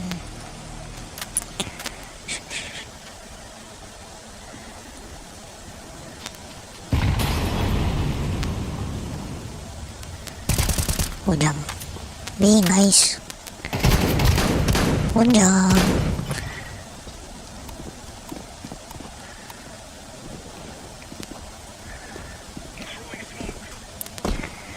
They're at ups and you're looking at them. Told you.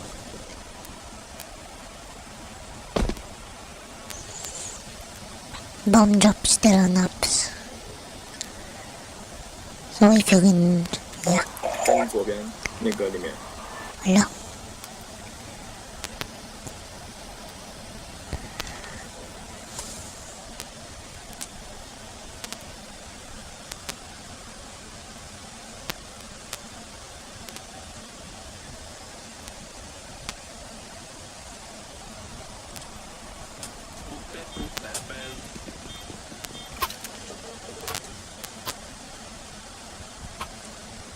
不行啊，我不会玩来吧。我来给你打辅助了，真的。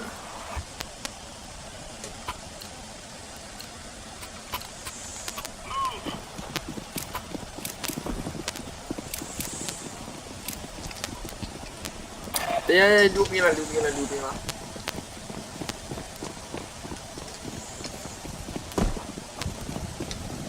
我不明白为什么。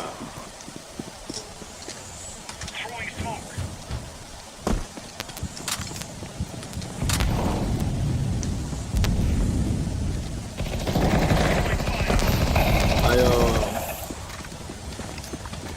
说，不是我开的，让我开了。加油啊！我开了。都屏蔽了。那个jump。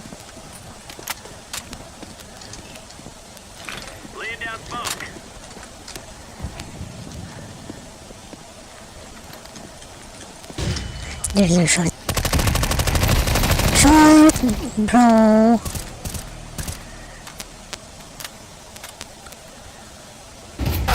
No.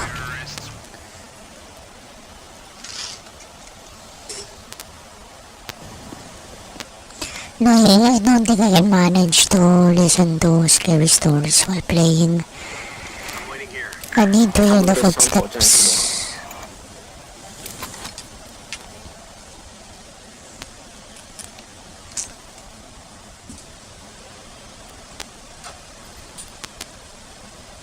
他让谁起狙呢？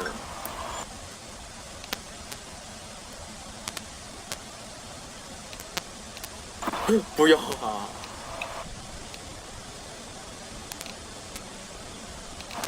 不要炸开！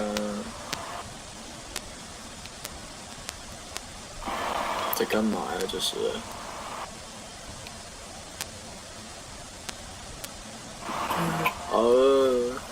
我只给你一个人洗。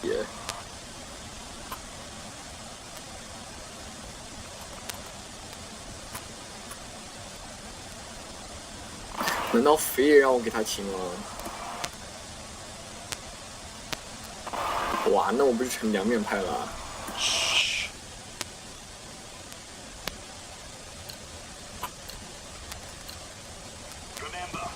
我。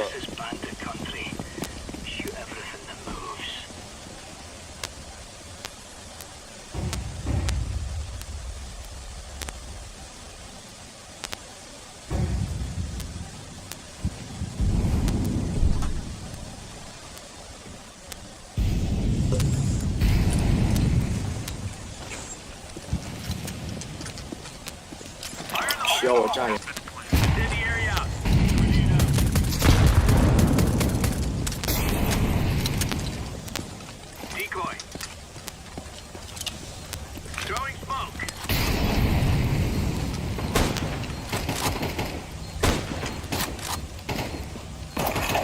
冲了！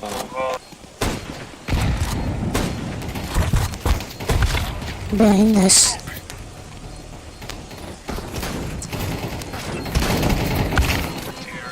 屁股啊！我去，怎么哪多人？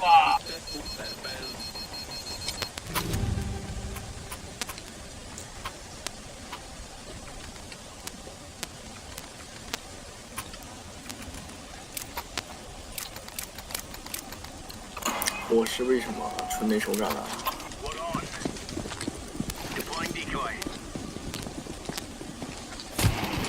再读下去。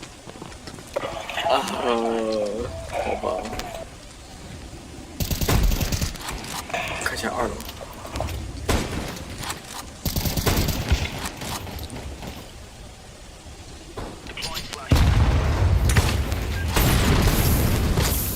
可以的，还有奖励可以吃。啊！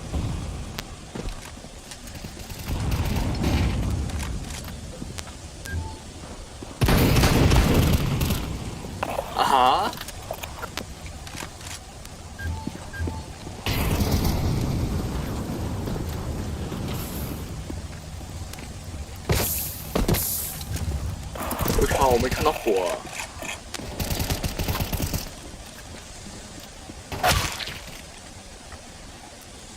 不是对面怎么这么喜欢爆头呀？我靠，这么牛！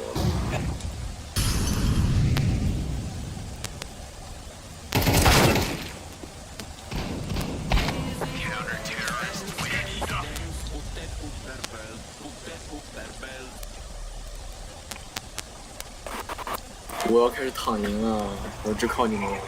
真假的？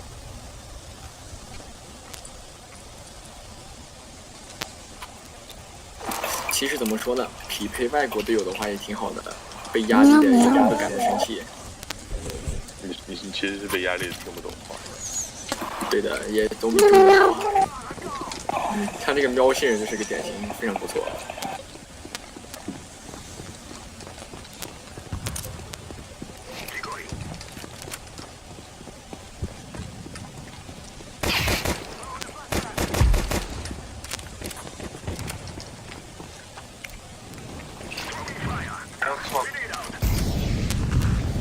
我给你个雷，我给你个雷。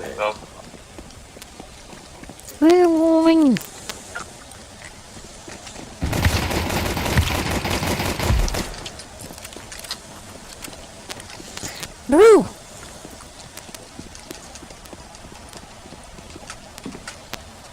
I mean, then it's me, bro.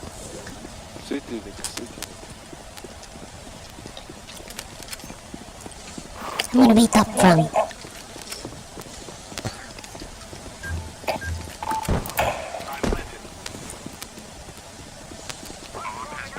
Yo!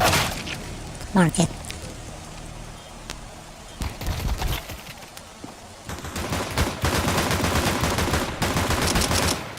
Look.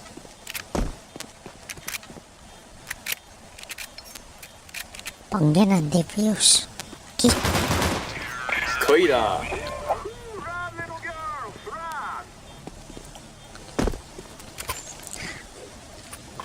其实有的时候他真的开了。Nico Nico Ni. 哇，这是什么雷霆？哈cha ma cha ma.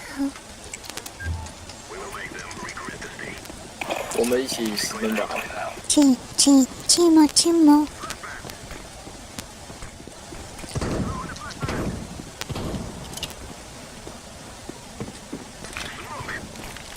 压力来了。超绝耳机可以的。对啊。来了来了。没对过，是个大残。啊！怎么回事？为什么会1中15的？1中15什么情况？我的子弹哪去了？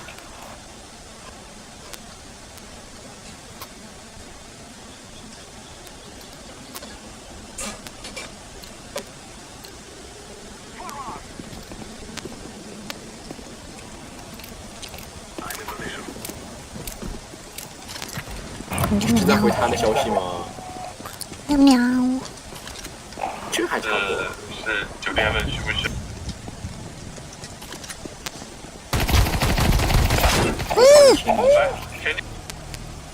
我在走啦，我走不了，这是楼梯。睡了。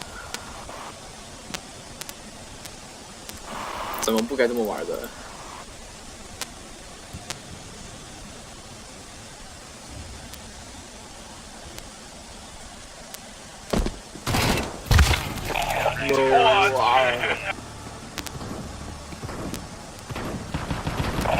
一枪没中的来了，我靠，我怎么回事啊？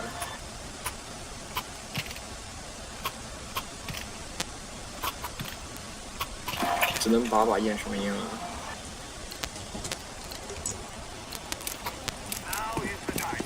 说你是个melody。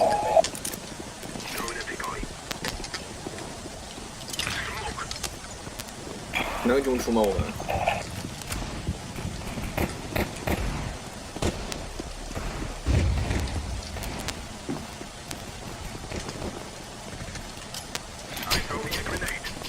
哦 ，nest 来了。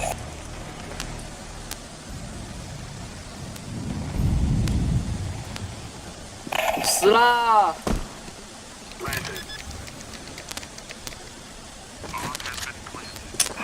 酒里没烧烤。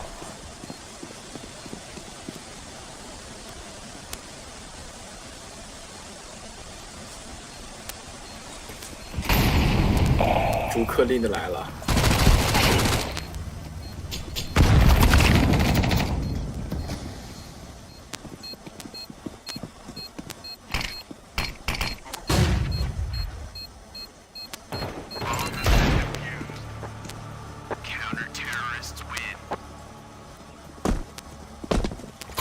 No bitches. 哎呦我去！ Fuck Chinese.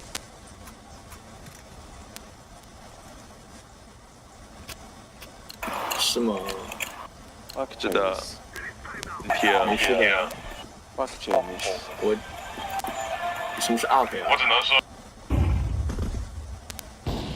那肯定的。 Suck my Chinese. 希望给我骂爽这次。哎呀，骂骂得了。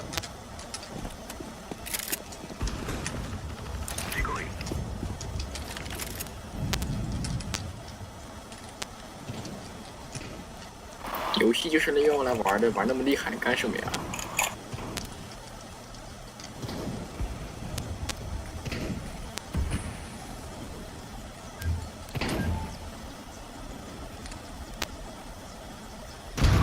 前面这是工资，上不上？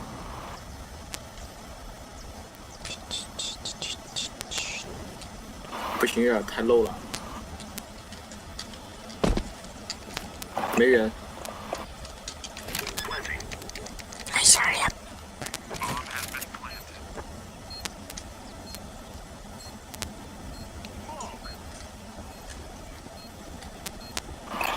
给你们玩大局吧。二角居高。又来，你什么意思？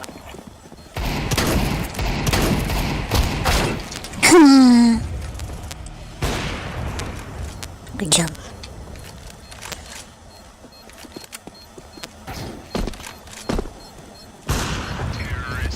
可以的。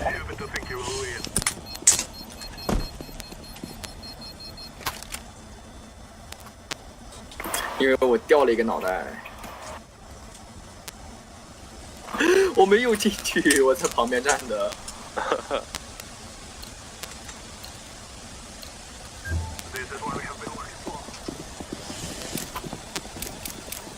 You know what I like about coffee is that, you know, it can make me go, you know, 好闪，好闪，好有力气。 solid waste. Make me go poopy.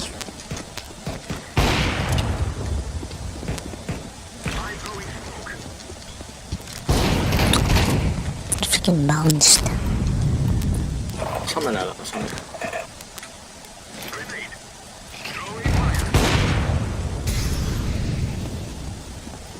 我发力了。来，上 Free. 面。快点，下面来了，下面来了，下面来了。 How did he get you?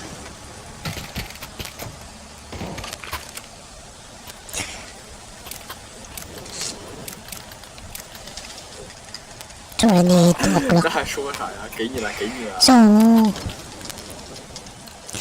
快点。中哥，为什么跟我起一样的枪？因为我们是一样的人。走。 yeah, I'm gonna make a chicken burger. 不是前面那个坎儿过不去。 No, I think we haven't had like mayonnaise in a very long time, in a while now.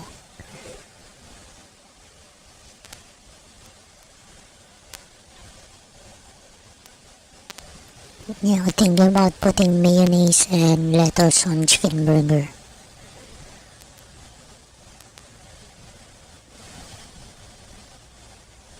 怎么讲？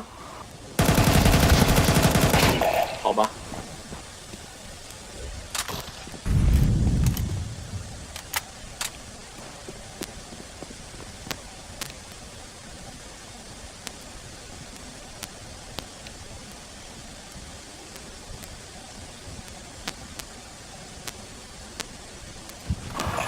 食材是我左边哦，他是中国人吗？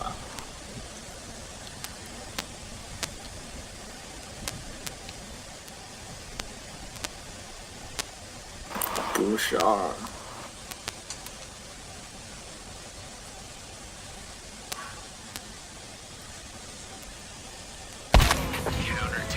哪里的局？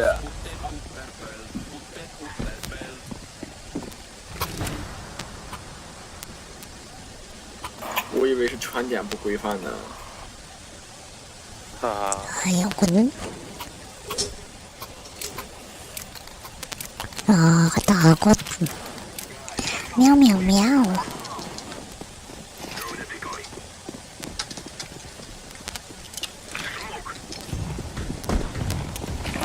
好慢哦，我不行了，理解了。不行，我溜冰了。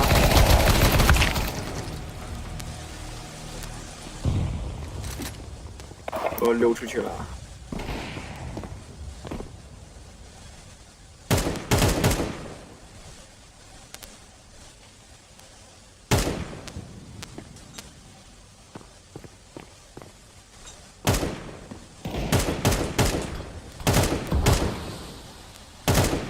后面来了，后面来了。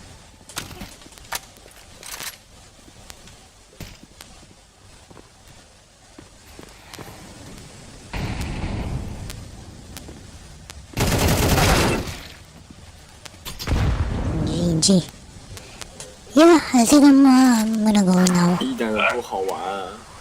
我发现我们两个走到一起会变得很扛。I'm gonna make my cheeky sandwich. Alright guys, thank you. Bye bye YouTube. Gonna make me a cheeky burger, cheeky sandwich. Bye bye. And thanks for coming. Bye bye.